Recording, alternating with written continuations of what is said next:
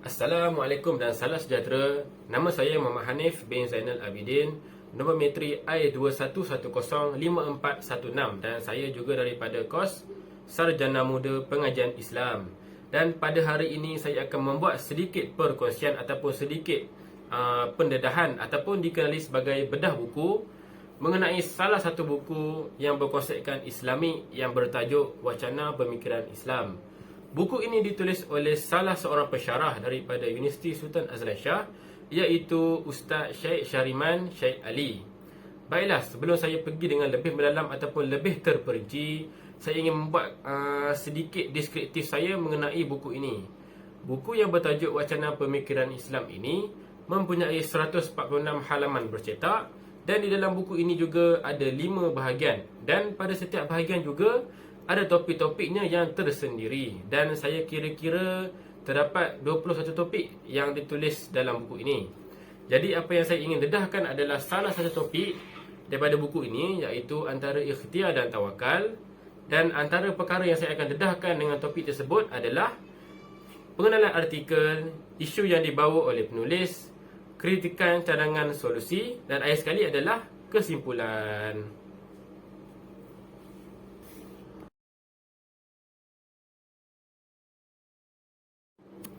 Baik, kita akan pergi kepada bahagian pertama, iaitu pengenalan artikel.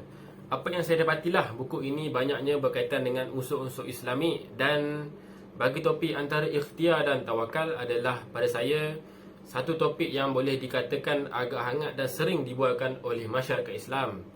Jadi ikhtiar dan tawakal ni kedua-duanya adalah perkara yang pada saya berbeza dari segi maksudnya. Tapi kita tahu ikhtiar dan tawakal ni adalah satu perkara yang dikatakan agak berkait, walaupun maksud dan istilahnya adalah perkara yang berbeza.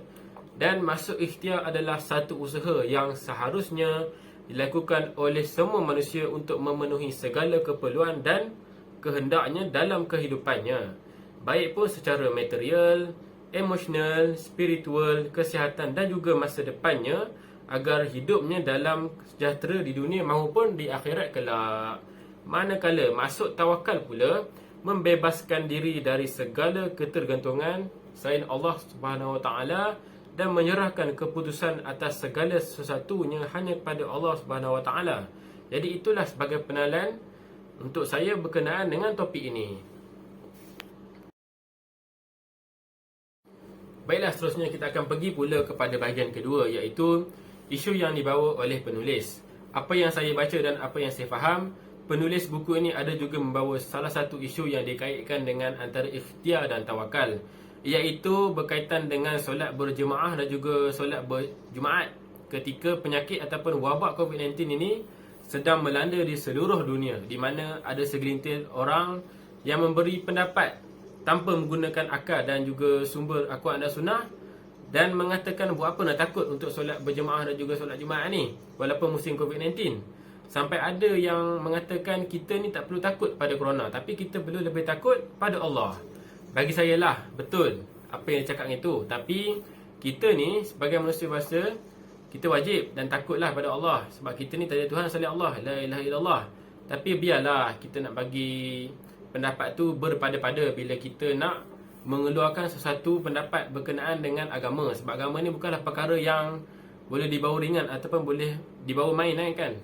Main kita nak cakap, kita cakap je hukum apa yang kita suka. Sebaiknya tengoklah dari semua sudut dahulu, baru boleh kita bagi pendapat sendiri ataupun kita rujuk pada mereka yang lebih alim. Allah juga telah berfirman di dalam Al-Quran yang bermaksud, dan janganlah engkau mencampakkan diri ke dalam kebinasaan. Maksud ayat tersebut dah jelaslah menyatakan bahawa kita ni wajib menjaga kesihatan diri dan juga perkara yang membinasakan. Walaupun solat berjemaah adalah satu kewajipan, namun kita harus sedar bahawa jika kita tidak menjaga diri kita, kita juga akan mendapat dosa besar, dan samalah seumpamanya diri kita ini sengaja membinasakan diri. Seterusnya kita akan pergi pula kepada bahagian ketiga, iaitu kritikan, cadangan ataupun solusi lah mengenai topik ini ataupun buku ni lah. Okey, baik. Pada saya memang tiada apa-apa kritikan yang saya nak bagi pada buku ini ataupun topik itulah, sebab pada saya ianya amatlah lengkap dan isi dan perkongsian juga amatlah menarik dan mudah difahami.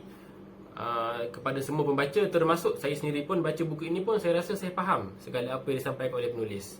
Baik, untuk cadangan pula, saya rasa saya mencanakan agar kepada penulis buku ini teruskan usaha untuk menghasilkan buku-buku bermanfaat seperti ini. Sebab pada saya lah, buku ini walaupun ringkas tapi segala isi amatlah padat dan memberi faedah serta ilmu yang berguna serta mampu membuka mata masyarakat Islam kita di seluruh dunia.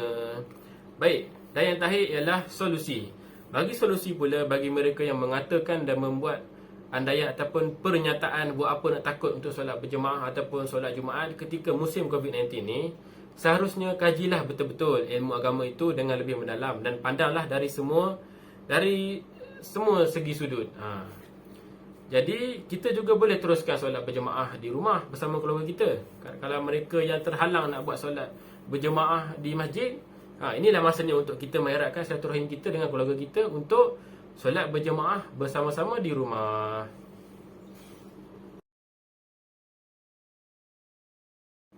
Baiklah, akhir sekali adalah berkenaan dengan kesimpulan. Baik, berdasarkan tajuk ikhtiar dan tawakal dalam buku ini, apa yang saya dapat ringkaskan ataupun simpulkanlah kan, sebenarnya pendapat bagi segelintir masyarakat yang mengatakan kita ni perlu lebih takut Allah itu saya tak nafilah. Sebab memanglah kita ni manusia biasa dan Allah sajalah Tuhan kita yang Maha Esa dan Allah sajalah tempat untuk kita bergantung.